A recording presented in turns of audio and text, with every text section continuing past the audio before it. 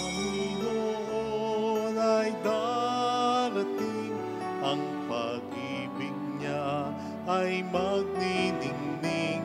Sa harap ng altar kami lumalapit, umaawit ng masayang papuri. Sa harap ng altar kami lumalapit, umaawit ng masayang papuri. Sa ngalan ng Ama at ng Anak ng Espiritu Santo. Amen. Amen. Sumainyo ang Panginoon. At sumayin niyo rin. Upang tayo maging marapat sa misang ito, alin at magsisimuna para sa ating mga kasalanan. Tayo pong lahat, inaamin ko sa makapangyarihang Diyos At sa inyo, mga kapatid, na lubha akong nagkasala sa isip, sa salita at sa gawa, at sa aking pagkukulang. Kaya isinasamo ko sa mahal na Birheng Maria, sa lahat ng mga anghel at mga banal, at sa inyo, mga kapatid, na ako ipanalangin sa Panginoong ating Diyos. Kaawaan tayo ng mapagmahal na Diyos, patawarin sa ating mga sala, at patnubayan hanggang sa buhay na walang hanggan. Amen. Panginoon, kaawaan mo kami. Panginoon, kaawaan mo kami. Kristo, kaawaan mo kami. Kristo, kaawaan mo kami. Panginoon, kaawaan mo kami. Panginoon, kaawaan mo kami. Yumuko tayo, maaaring ibulong sa Panginoon ang ating intensyon. Dasal natin ang mga may sakit, ang mga nag-aalaga sa kanila, mga OFW, ang mga nagpapakabuting sundalo at pulis. Manalangin tayo. Ama naming makapangyarihan, ipakita mo ang iyong lakas at kami ay iyong tulungan upang ang hinahadlangan ng aming kahinaan at kakulangan ay mapalaya ng iyong pag-ibig na mapagbigay. Sa pamamagitan ni Jesucristo, kasama ng Espiritu Santo, magpa sa walang hanggan. Amen.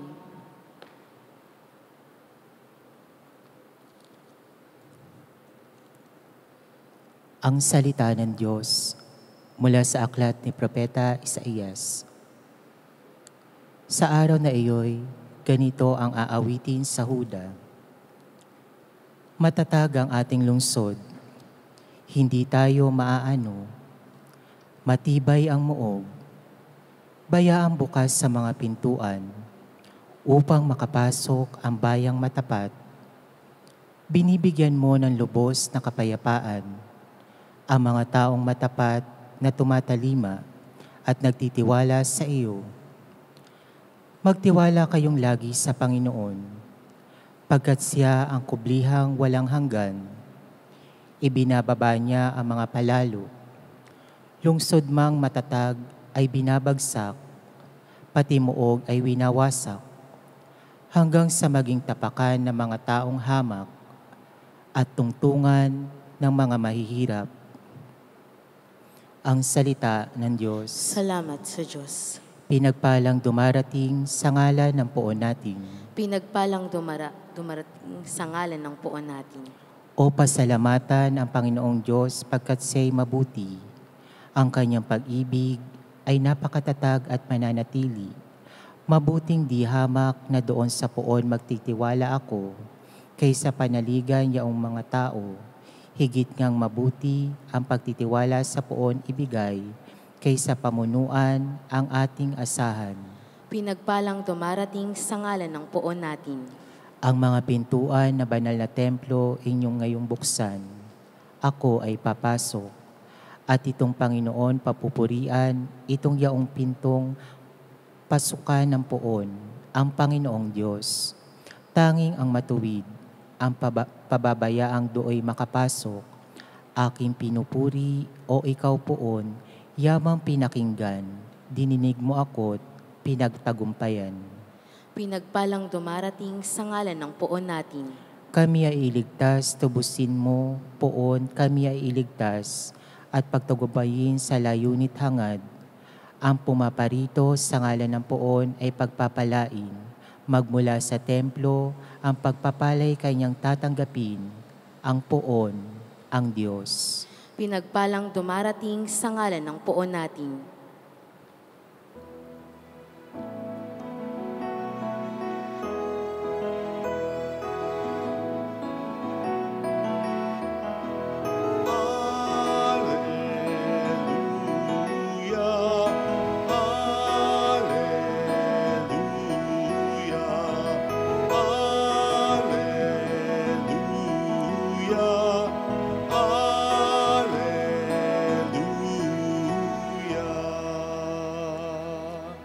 Sumainyo ang Panginoon. At sumainyo rin.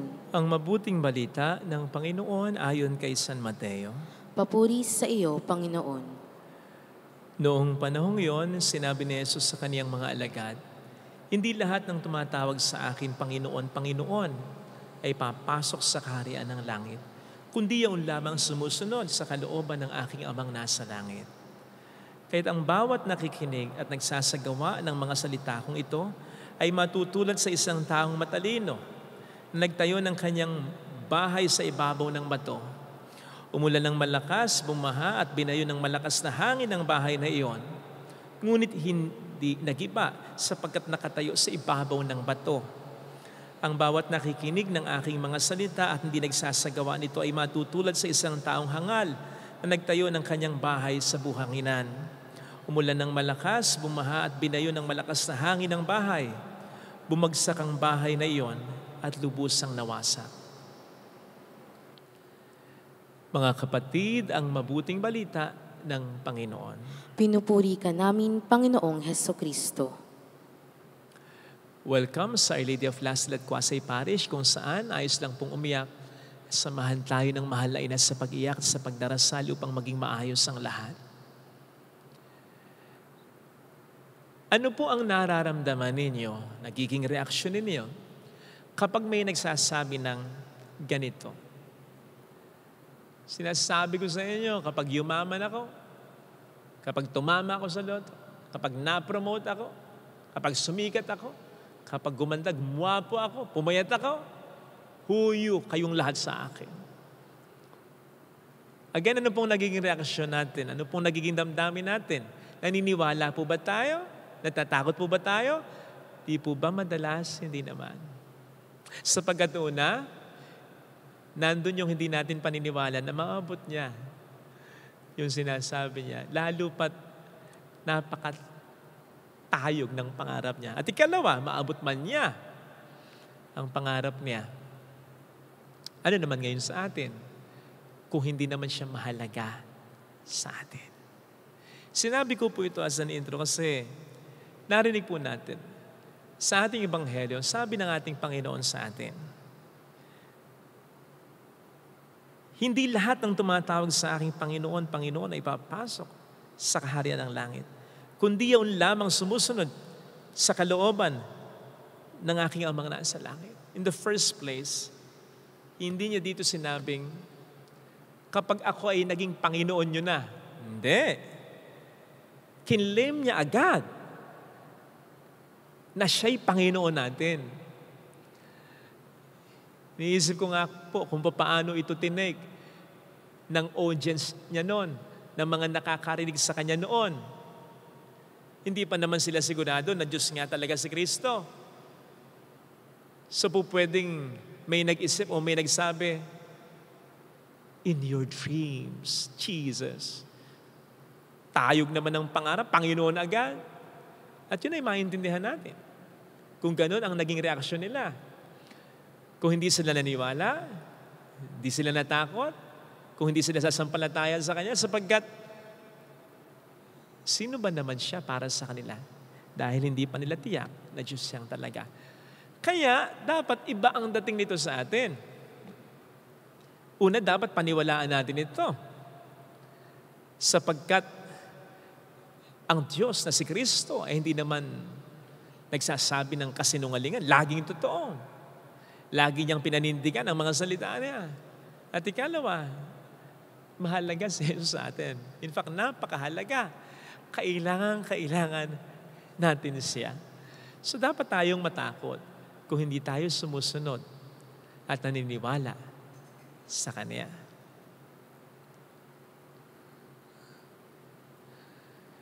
Meron po akong pinapayuhang babae na engaged na. Bakit ko pinapayuhan? Kasi yung lalaki, hindi naman namin kakilala. Bigla na lang, engaged na? Ikakasal na? Walang trabaho yung lalaki. At nakatira na yata dun sa bahay ng babae. Parang nakaasa sa kanya. Ang matindi, tinanong ko yung babae kung sigurado na siya. Sigurado daw. Ang tanong ko ay, paano ka nakasigurado? Sa tingin ko, sa wari namin, hindi pa rin niya kilalang mabuti yung lalaki. Kaya lang ang nakalulungkot, ayaw makinig sa amin ng babae. Ayaw makipag-usap, ayaw kaming paniwalaan. Kaya ang sabi ko sa kanya, sa huling text ko sa kanya, sa huli, ikaw naman yung magde-decide eh. Pero sana bago ka magdesisyon, pinakinggan mo muna kaming lahat.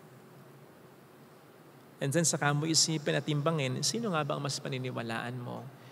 Yung lalaking mahal mo nga, pero hindi mo naman ganong kakilala at hindi mo rin siyempre sigurado pa kung mahal kang talaga. O kami, lalong-lalo na ang pamilya mo, mga kamag-anakan mo, nakilala mo na at napatunayan mo ng nagmamahal sa'yo. Mga kapatid, si Kristo ay nagsasabi ng totoo. Sa kaso ng pagpapayo namin dun sa babae, pwede pa kaming magkamali. Pero hindi si Kristo. Si Kristo ay nagmamahal sa ating totoo. Sa kaso ng pagmamahal namin dun sa babaeng pinapayuhan namin, pwedeng ang pagmamahal namin ay hindi pa 100% genuine. Pero 100%. At kung may ilalamang pa sa 100%, ganun katindi ang pagmamahal ng Diyos sa atin. Kaya mas dapat nating paniwalaan ang lahat ng Kanyang mga sinasabi sa atin. Sapagkat totoo ito at itong lahat ay para sa atin. Yung salita niyang magpatawad tayo, magpakabanal tayo, sumunod tayo sa Kanya, buhatin natin ang ating krus, magpigay tayo. Yung salita niya na maging matyaga tayo, magsakripisyo tayo, lahat ng ito, sabi nga niya, hindi magkakabula. At lahat ng ito ay para pa rin sa atin ng mga sumusunod sa Kanya. Siguro naman po, nakakita na kayo ng reaksyon ng isang tao habang inaanod, winawasak ng baha ang bahay niya.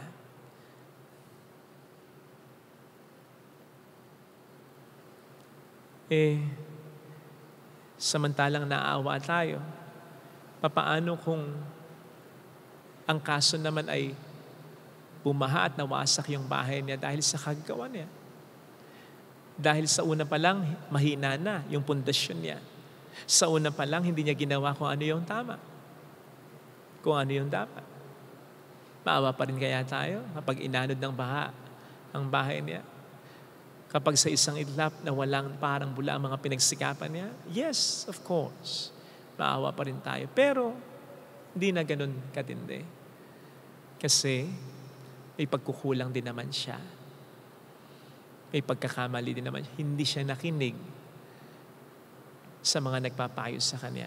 Yun ang sabi ko dun sa mga kamag-anakan ko. Sa pamilya at kamag-anakan nung babaeng pinapayuhan namin. Sabi ko, napayuhan na natin. Ayaw niya talagang makinig. Ayaw niya talagang maniwala. Hayaan na natin, ipagdasal na lang natin. Siyempre, kung magkamali man siya, malulungkot kami. Pero hindi na ganun katindi. Dahil hindi naman siya nakinig sa mga sinabi namin. Hindi kaya parang ganun din ang maramdaman ng Panginoon sa atin? Sakaling sabihin niya sa atin, pagdating ng panahon, yung mga salitang binitawan niya sa ating ebanghelyo ngayon, na kahit magsalita tayo ng magsalita ng Panginoon, Panginoon, hindi niya tayo papapasukin sa kanyang kaharian. Indeed, maaawa siya sapagkat tayo mahal niya. Kaya lang, tayo naman ang may kasalanan at hindi siya. Huwag sana po tayo humantong sa ganong eksena. Ito ang ating pagdasal sa ating banal na misa. Amen. Lagay natin ang ating kanang kamay sa tapat ng ating puso.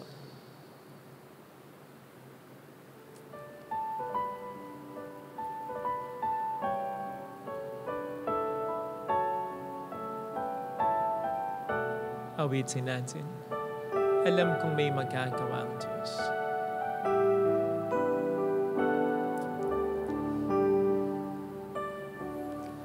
Alam kong may magagawa ang Diyos. Alam kong may magagawa ang Diyos. Alam kong may magagawa ang Diyos.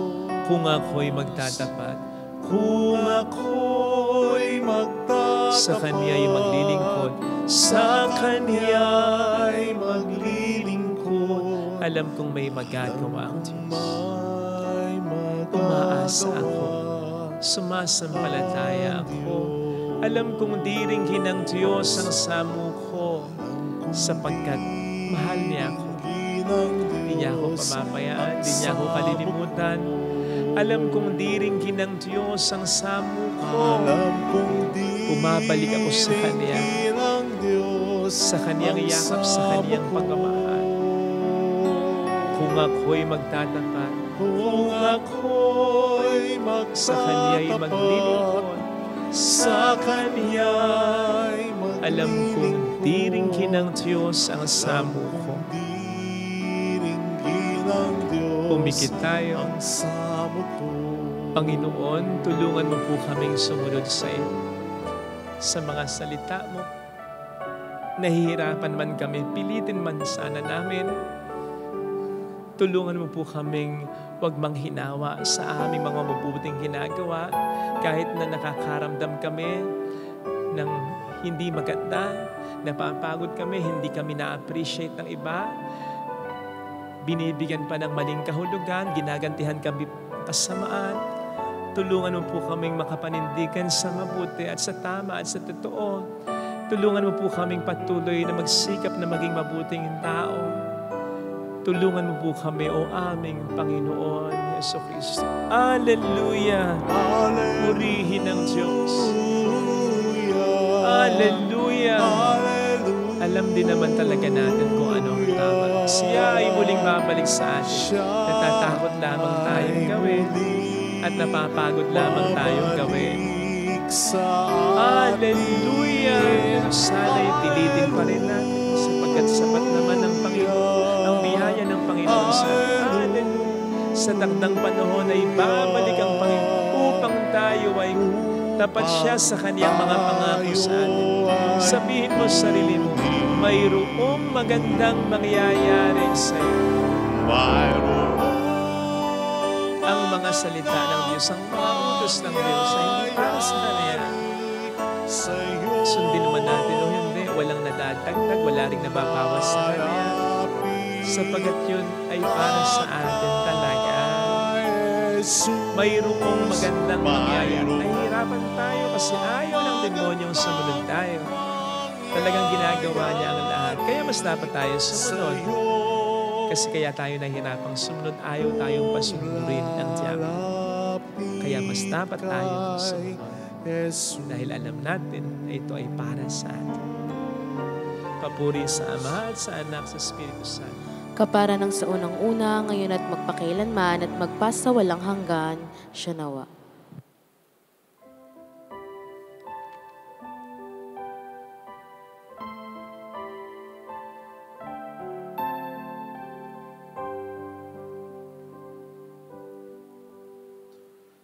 Aming hatid sa harap ng altar, mga pagpapalang nagmula sa'yo, Ama.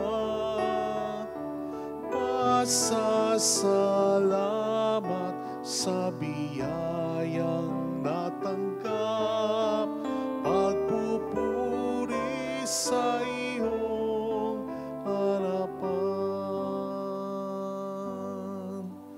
Tanggapin ang aming alay,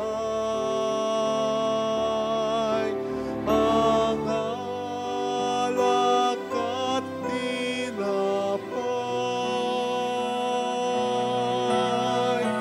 at pagsaluhan ng munting handog, ang tinapay ng buhay at kalis ng kaligtasan.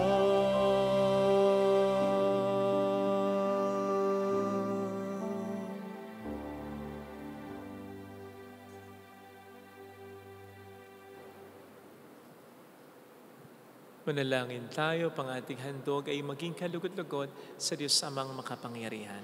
Tanggapin nawa ng Panginoon itong paghahain sa iyong mga kamay sa kapurihan niya at karangalan sa ating kapakinabangan at sa buong sambayanan niyang banal.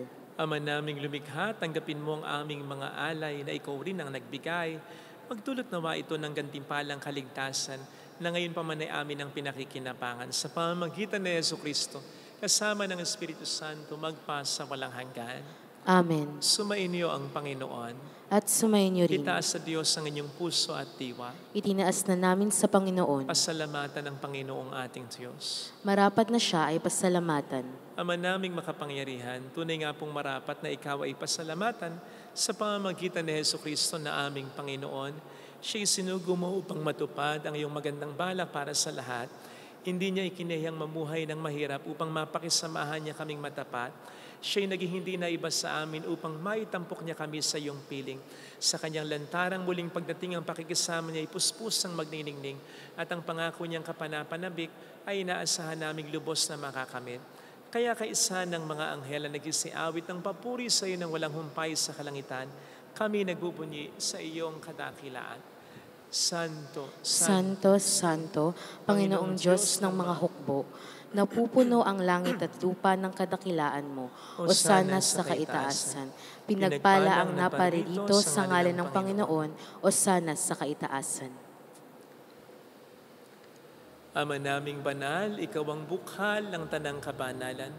Kaya't sa pamamagitan ng iyong Espiritu gawin mong banal ang mga kaloob na ito upang para sa amin ay maging katawan at dugo ng aming Panginoong Hesukristo. Bago niya pinagtiis ang kusang loob na maging handog, ginawa ka niya ang tinapay, pinasalamatan ka niya, pinaghati-hati niya iyon, niabot sa kaniyang mga alagad at sinabi, tanggapin ninyong lahat ito at kanin. Ito ang aking katawan na iahandog para sa inyo.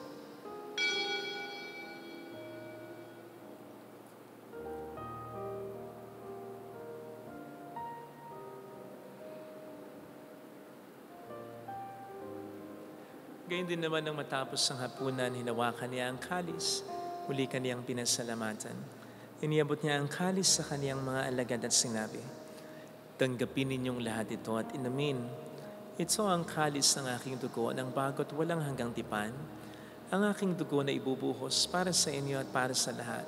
Sa ikapagpatawad ng mga kasalanan, gawin niyo ito sa pag-alala sa akin.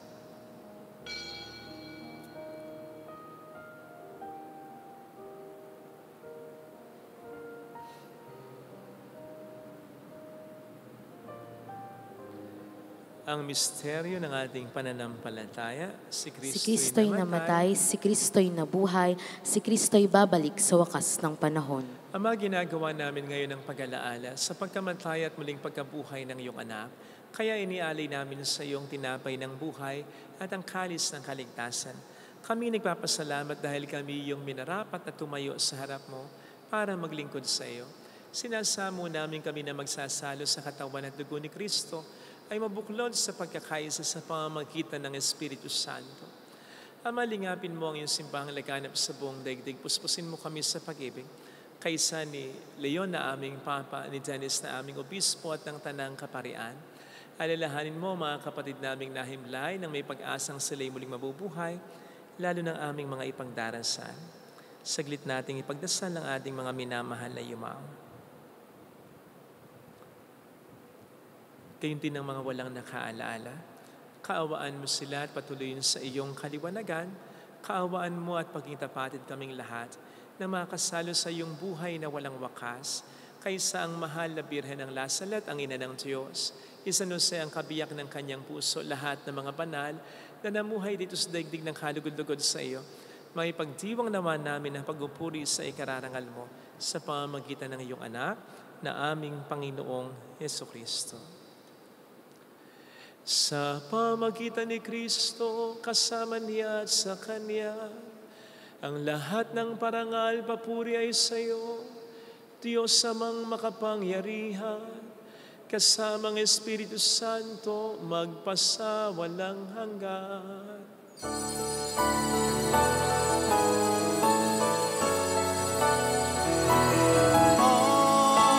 Amen.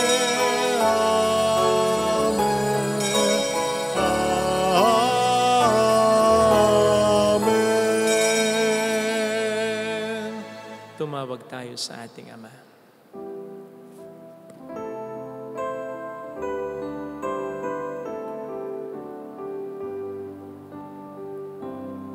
Ama namin, sumasalangit ka, sambahin ang ngalan mo, mapasa amin ang kaharian mo, sundin ang loob mo dito sa lupa para ng sa langit.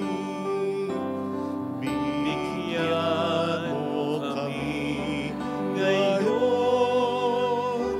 ng aming kakanin sa araw-araw, at patawarin mo kami sa aming mga sala, para na pagpapatawad namin sa nagkakasala sa amin, at huwag mo kami ipahintulot sa tukso, at iadya mo kami sa lahat ng masama.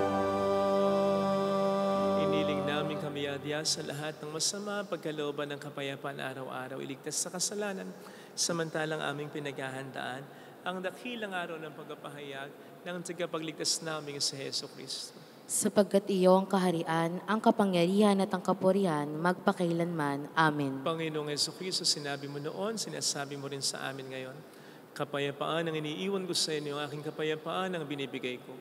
Tunghayin mo ang aming pananampalataya, wag ang aming pagkakasala.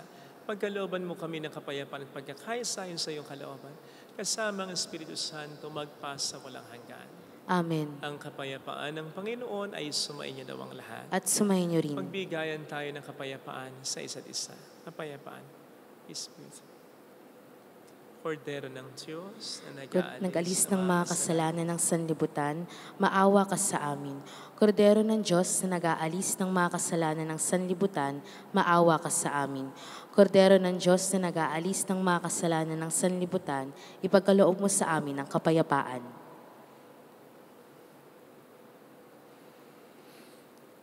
Narito sa harap natin ng Panginoon ang ating buhay at kaligtasan. Mapapalad tayong inaanyayahan. Panginoon, hindi ako karapat-dapat na magpatuloy sa iyo, ngunit sa isang salita mo lamang ay gagaling na ako.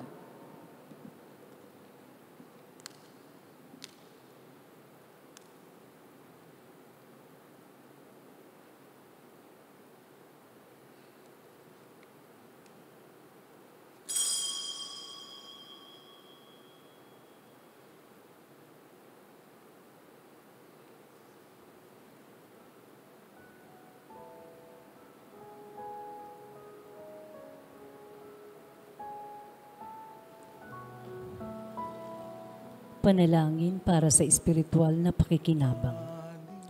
Panginoong Hesus, ako ay naniniwala na ikaw ay nasa kabanal-banalang sakramento. Iniibig kita ng higit sa lahat at ninanasa kong tanggapin ka sa aking kaluluwa. Sapagkat sa mga sandaling ito, hindi kita matatanggap sa sakramento. Tumuloy ka sa espiritu sa aking puso. Niyayakap kita na para bang naririto ka na. Inaalay ko ng buong buo ang aking sarili sa iyo. Huwag mong hayaang mawalay ako sa iyo. Amen.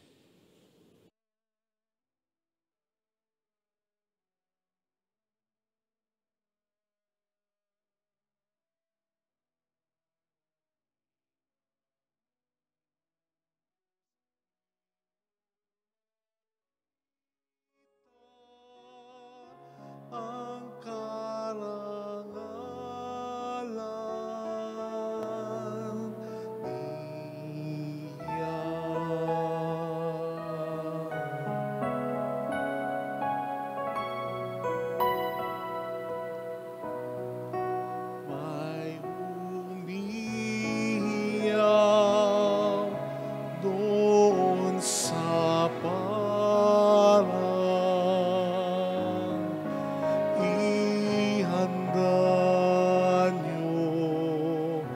ang dalaanan. Iba pa mga bundok, lahat ay pantayin. Baku-bakong daan, lahat patagin. At ihahayag kanyang kalwalhatian upang silayan niya.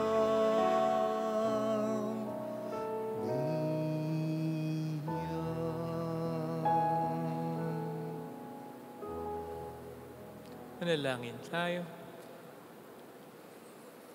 Ama naming mapagmahal, mapakinabangan nawa namin ang aming pinagsaluhan upang sa aming paglalakbay dito sa lupang papanaw, aming mapanaligan ang iyong pagpapalang pang magpakailanman sa pamamagitan ni Jesucristo kasama ang Espiritu Santo magpas sa walang hanggan. Amen. Holy God, Holy Mighty One, Holy Immortal One, Have mercy on us and on the whole world. Holy God, Holy Mighty One, Holy Immortal One, Have mercy on us and on the whole world. Holy God, Holy Mighty One, Holy Immortal One, Have mercy on us and on the whole world. Jesus, King of Mercy, We trust in you. alalahanin, Alalahanin, o mahal na Birhen ng Lasalet, ina ng pag-asa, ikaw ang nagpapaalala sa aming magbalik loob sa Ama. Ito ang nagpapatunay ng kagandahang loob mo'y nananatiling busilak sa pag-aaruga mo sa amin, tungkulin mo'y tinupad. Sa paanan ni Kristo'y itinuring mo kaming mga tunay mong anak, kaya ninais mong isa'y huwag mapahamak. Maging sa iyong walang tigil na pananalangin, patiluhay pumatak. Huwag namang mawala ng saysay ang iyong paghihirap. Hiling nawa namin sa iyo, aming inang liyag, na matapos ang pakikibakan namin sa mundong ito, at sa pamananatili naming tapat kay Kristo, sa kapurihan mo'y nakibaki kaming ganap, upang kung nasaan ka ngayon, ay maparoon din kaming lahat, at ang kaganapan ng kalulatian ng Diyos Amay, tuluyang matupad. Siya nawa. mahal na Birhen ng Lasalet, tagapagkasundo ng mga makasalanan. Ipanalangin mong walang patid, kaming mga dumudulog sa iyo. Marami pong salamat sa inyong pakikisa, lalo na rin sa mga tinutulong po ninyo sa amin na nagiging dahilan para makatulong din po tayo sa mga nanghihingi ng tulong natin. Alam po nila na ito'y siyempre galing sa Panginoon at sa kagandahang loob ninyo. Kaya lagi ko pong sinasabihan yung mga tinutulungan natin na ipagdasal kayo. Salamat po, ang Panginoon na po ang bahala sa inyo. Sumayin niyo ang Panginoon, At sumayin niyo rin. palain kayo kasama ang ating pamilya na mapagmahal na Diyos ng Ama at ng Anak at ng Espiritu Santo. Amen. Umayo tayo sa kapayapaan ni Kristo. Salamat sa Diyos.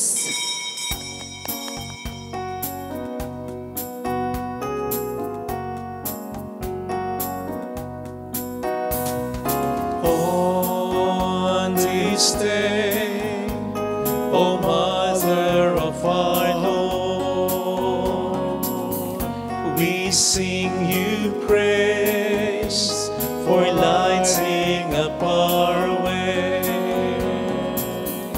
Your tears did soften up the hearts of men, and they still do today. May our love for you bring comfort in your pain.